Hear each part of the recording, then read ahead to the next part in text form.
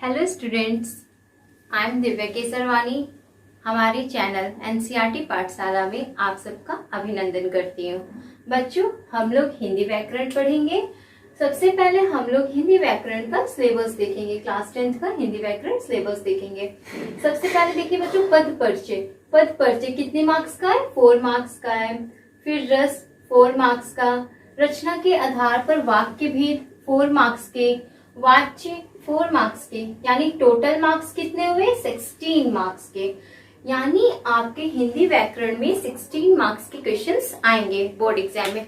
बच्चों, हमारे board exams जब होते हैं तो उसमें एक एक मार्क्स, मतलब एक एक नंबर आपके लिए बहुत ही ज्यादा इंपॉर्टेंट होता है। ठीक है, तो इसलिए हम लोग इसको बहुत अच्छे से, बहुत डिटेल में पढ़ेंगे। ठीक है, ताकि आपका एक भी नंबर मिस नहीं होना चाहिए। तो बच्चों, हम आपको पहले ही प्रीवियस वीडियोस में पद परिचय पढ़ा चुके हैं। रस भी हमारी कुछ क्लासेस हो चुकी हैं, बट हम लोग रस को फिर से रिवीजन करेंगे। स्टार्टिंग से फिर से रिवीजन करेंगे, फिर और उसके आगे हम लोग डिटेल में पढ़ेंगे। ठीक है बच्चों, आइए बच्चों, अब हम लोग रस के बारे में पढ़ेंगे। ठीक है, तो रस का शाब्दिक अर्थ है आनंद। आनंद मीन्स होगा खुशी। खुशी मीन्स क्या हुआ? हैप्पीनेस। यानी रस का शाब्दिक अर्थ क्या हुआ? खुशी, आनंद। ठीक है, काव्य को पढ़ने या सुनने से जिस आनंद की अनुभूति होती है उसे रस कहते हैं। काव्य को पढ़ने या सुनने से हमें जो आनंद प्राप्त होता है उसे हम क्या कहेंगे? रस कहेंगे। देखिए बच्चों, क्या बोल रहा है? काव्य को पढ़ने या सुनने से। इसका मतलब ये हुआ, मान लीजिए कोई लड़की है, कोई लड़की है, वो जब बुक पढ़ रही है, बुक में वो काव्य पढ़ रही हो, नाटक पढ़ रही हो, यानी वो कुछ भी पढ़ रही हो। ठीक है, तो उसको पढ़ने से उसके मन में जो फीलिंग्स आएंगी, उसके मन में जो भाव उत्पन्न होंगे, वो क्या कहलाएगा? रस कहलाएगा। ठीक है, देखते हैं हम। रस का संबंध श्री धातु से माना गया है।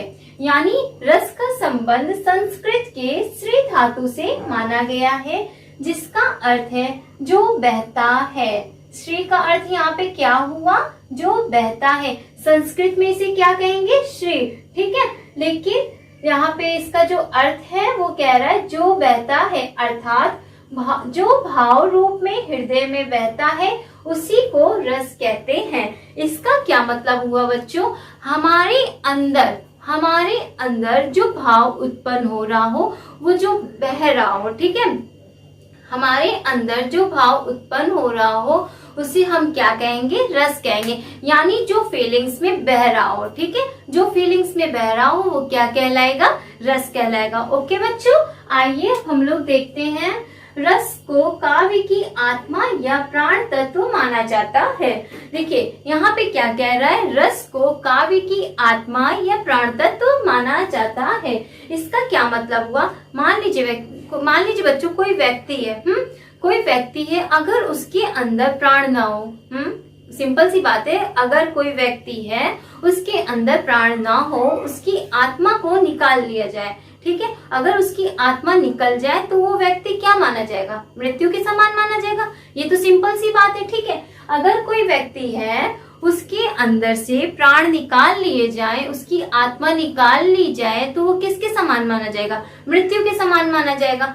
तो वो क्या होगा? वो व्यक्ति मृत्यु के समान है। ठीक उसी प्रकार अगर काव्य में रस ना हो, ठीक उसी प्रकार अगर काव्य में रस ना हो तो काव्य क्या माना जाएगा? रसहीन माना जाएगा। ठीक है, तो इसलिए काव्य में रस बहुत ही ज्यादा इम्पोर्टेंट माना गया है।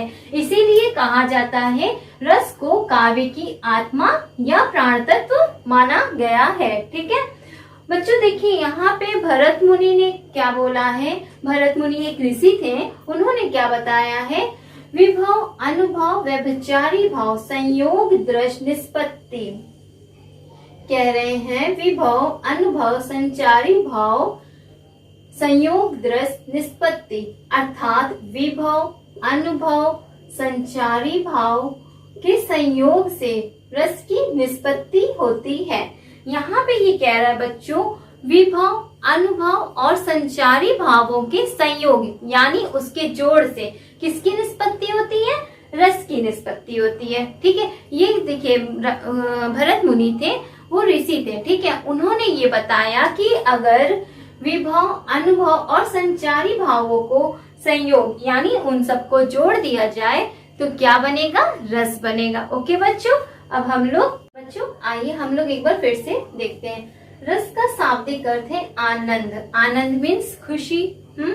फिर कह रहा काव्य को पढ़ने या सुनने से जिस आनंद की अनुभूति होती है उसे रस कहते हैं। यानी हम जो काव्य पढ़ेंगे, यानी जो नाटक पढ़ेंगे, जो कविता पढ़ेंगे, उसको पढ़ने से हमारे अंदर जो फीलिंग्स, जो भाव उत्पन्न हो रहे हैं वो क्या कहलाएगा, रस कहलाएगा। ठीक है। आइए, रस का संबंध श्री धातु से माना गया है, यानी रस का संबंध संस्कृत के श्री धातु से माना गया है, जिसका अर्थ है जो बहता है, अर्थात जो भाव रूप में हृदय में बहता है उसे रस कहते हैं। यानी जो हमारे मन में, हमारे हृदय में जो भाव, जो फीलिंग्स उत्पन्न होते हैं, उस फीलिंग्स में जो बह जाता है वो क्या कहलाएगा, आपका रस कहलाएगा। ठीक है।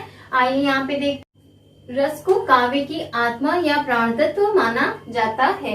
यानी मान लीजिए बच्चों, कोई व्यक्ति है, उसके अंदर से प्राण निकाल दिए जाए, हाँ, उसकी आत्मा निकल जाए तो वो क्या होगा, मृत्यु के समान माना जाएगा, है ना। तो ठीक उसी प्रकार अगर यहाँ पे काव्य में रस ना हो, काव्य में रस ना हो तो क्या होगा, काव्य को रसहीन माना जाएगा। तो इसीलिए यहाँ पे कहा जाता है कि रस को काव्य की आत्मा या प्राण तत्व माना गया है। तो बच्चों, भरत मुनि ने लिखा है, भरत मुनि ने क्या लिखा है, विभव, अनुभव, व्यभिचारी, संयोग, रस निष्पत्ति। यानी विभव, अनुभव तथा संचारी भावों के संयोग से रस की निष्पत्ति होती है। देखिए बच्चों, यहाँ पे ये कह रहे हैं कि भरत मुनि जो थे वो बता रहे हैं कि रस कैसे बन रहा है, रस की निष्पत्ति कैसे हो रही है। तो उन्होंने ये बताया है कि विभव, अनुभव और संचारी भावों के संयोग यानी उसके मिलन, उसके जोड़ से रस की निष्पत्ति होती है। बच्चों, अब हम लोग देखेंगे रस के अवयव। रस के 4 अंग होते हैं, स्थायी भाव, विभाव, अनुभाव, संचारी भाव। देखिए बच्चों, रस के कितने अंग होते हैं, 4 अंग होते हैं, स्थायी भाव, अनुभाव, विभाव और संचारी भाव। स्थायी भाव में क्या होता है बच्चों, जैसे कि यहाँ पे हम लोग अभी इसको डिटेल में पढ़ेंगे, लेकिन स्थायी भाव होता क्या है नॉर्मली अगर हम लोग देखें तो ऐसा भाव जो किसी काम को हम लोग करें, यानी मान लीजिए कोई टारगेट है, उस काम को हम करना चाहते हैं तो उसको स्टार्टिंग से पूरा आखिरी तक, लास्ट तक करने के लिए जो हमारे अंदर फीलिंग्स आती हैं, जो भाव आते हैं, वो हमारा स्थायी भाव कहलाएगा। और यहाँ पे विभव मीन्स क्या हो गया, ऐसी फीलिंग्स, ऐसा भाव जो किसी दूसरे के लिए, जो किसी दूसरे को देखकर हमारे मन में उत्पन्न होता है। ठीक है। अनुभाव मीन्स क्या हो गया बच्चों, शरीर का विकार।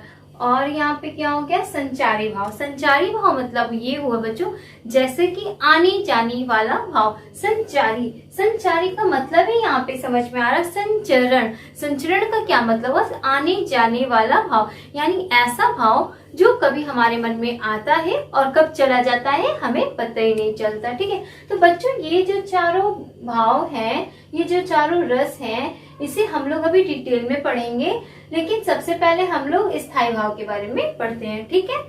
तो आइए हम लोग देखते हैं, स्थायी भाव का मतलब है प्रधान भाव। प्रधान भाव वही हो सकता है जो रस को अवस्था तक पहुंचाता है। यानी बच्चों, यहाँ पे क्या कह रहा है, स्थायी भाव का मतलब क्या है, प्रधान भाव। स्थायी भाव का मतलब बता रहा है प्रधान भाव, और प्रधान भाव वही हो सकता है जो रस को अवस्था तक पहुंचाता है। इसका ये मतलब हुआ बच्चों, जैसे कि मान लीजिए अगर हम कोई काम करना चाहते हैं, हमारे मन में कोई चीज आ गई, मतलब हम किसी चीज को सोच लिए कि हमें ये करना है तो करना है, या कोई चीज हम अपना टारगेट बना ले। ठीक है। अपना अगर हम टारगेट बना लेते हैं तो क्या होता है कि हमारे अंदर जब उस काम को हम स्टार्ट कर रहे हैं, ठीक है, अगर उस काम को हम जब शुरू कर रहे हैं तो जिस भाव के साथ, जिस फीलिंग्स के साथ उस काम को हम लोग स्टार्ट करेंगे, तो उसी भाव के साथ उस काम को स्टार्ट करेंगे और आखिरी तक लेकर जाएंगे। यानी आखिरी तक, लास्ट तक उसी भाव के साथ हम उस काम को करते रहेंगे। ठीक है बच्चों। फिर यहाँ पे कह रहा है, काव्य या नाटक में एक स्थायी भाव शुरू से आखिरी तक होता है।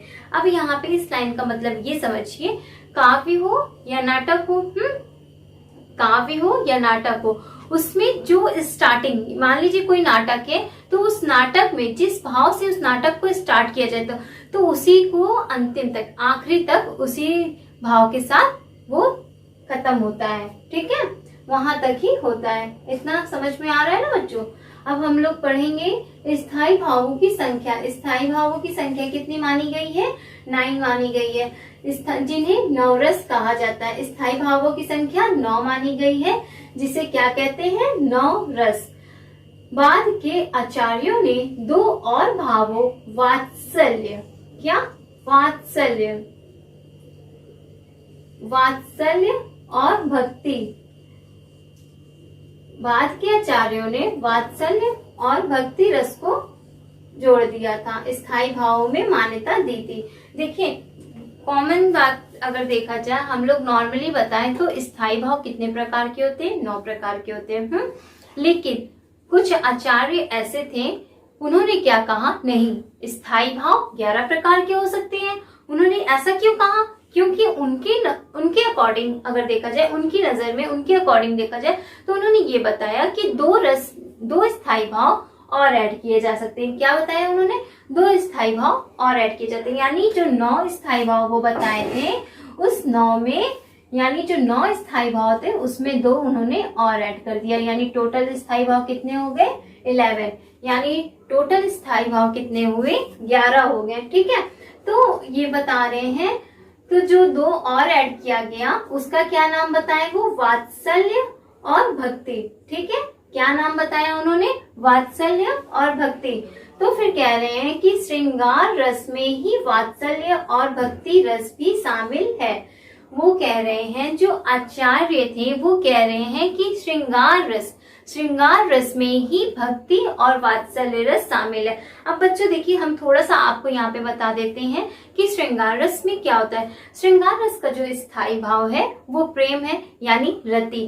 तो यहाँ पे ये आप सोचिए कि श्रृंगार रस में ही वात्सल्य और भक्ति रस को क्यों ऐड किया गया, उसमें ही वो क्यों उनको शामिल किए, उसमें ही उनको क्यों जोड़ा गया, ऐसा क्यों किया गया? ठीक है, तो ऐसा इसलिए किया गया क्योंकि जो वात्सल्य रस है वो भी प्रेम की ही बात करता है। ठीक है, और जो भक्ति रस है वो भी प्रेम की बात करता है। अब देखिए, जो वात्सल्य रस है बच्चों, वो एक माता और पुत्र के प्रति जो बीच में प्रेम होता है, यानी जो बाल्य अवस्था, जो बच्चे के प्रति प्रेम होता है, तो वहां पे क्या होगा? वात्सल्य होगा।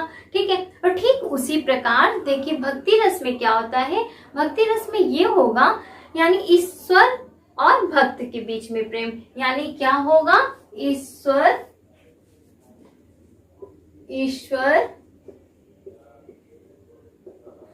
और भक्त, ईश्वर और भक्त के बीच का जो प्रेम होगा वो आपका क्या होगा? भक्ति।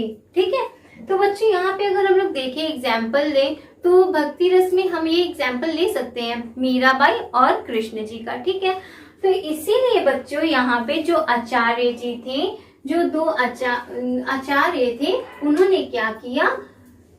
2 भावों को ऐड कर दिया था। और यानी मेन जो भाव माने जाते थे वो 9 थे, लेकिन बाद में कितने हो गए? टोटल 11 हो गए। टोटल बाद में कितने स्थायी भाव हो गए? 11 स्थायी भाव हो गए। ठीक है बच्चों, अब हम लोग रस और उनका स्थायी भाव के बारे में पढ़ेंगे। ठीक है, देखिए हमने अभी आपको बताया है कि रस जो है 11 प्रकार के होते हैं। जो मेन रस होते हैं वो तो 9 होते हैं। मेन रस कितने बताए हैं? 9।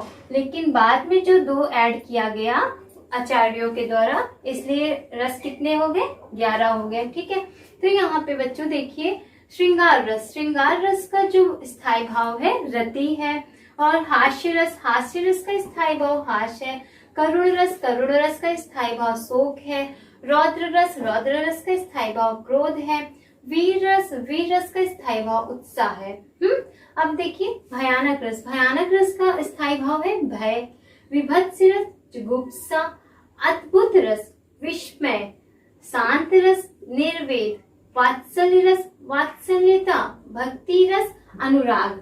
ठीक है बच्चों, देखिए ये जो रस है और उनके जो स्थायी भाव है उसको हम लोग डिटेल में अभी आगे पढ़ेंगे। ठीक है बच्चों, अभी हम लोग सिर्फ यहाँ पे इतना जान रहे हैं कि रस कितने प्रकार है और उसका स्थायी भाव क्या होता है। बच्चों आपको पता है आपके जो एग्जाम्स होते हैं, आपके एग्जाम्स में ज्यादातर क्वेश्चंस जो बनते हैं वो आपसे पूछते हैं कि रस का स्थायी भाव क्या है। ठीक है, क्या पूछता है? रस का स्थायी भाव। यानी बच्चों क्या होता है आपके एग्जाम में जो स्थायी भाव होते हैं वो सबसे ज्यादा पूछे जाते हैं। क्वेश्चंस जो होते हैं वो रस के स्थायी भाव बताइए, ये चीज ज्यादा पूछे जाते हैं। और तो क्वेश्चंस किए ही जाते हैं, जैसे कि एग्जाम्पल्स दे दिए जाएंगे। श्रृंगार रस का एग्जाम्पल दे दिया, फिर कह देगा कि इसे पहचानिए, निम्न में से इसे पहचानिए कि ये कौन सा रस है। या फिर कोई बोल देगा कि इस रस का एग्जाम्पल लिखिए, उदाहरण लिखिए। ठीक है, तो इन सारी चीजों को हम लोग डिटेल में आगे पढ़ेंगे।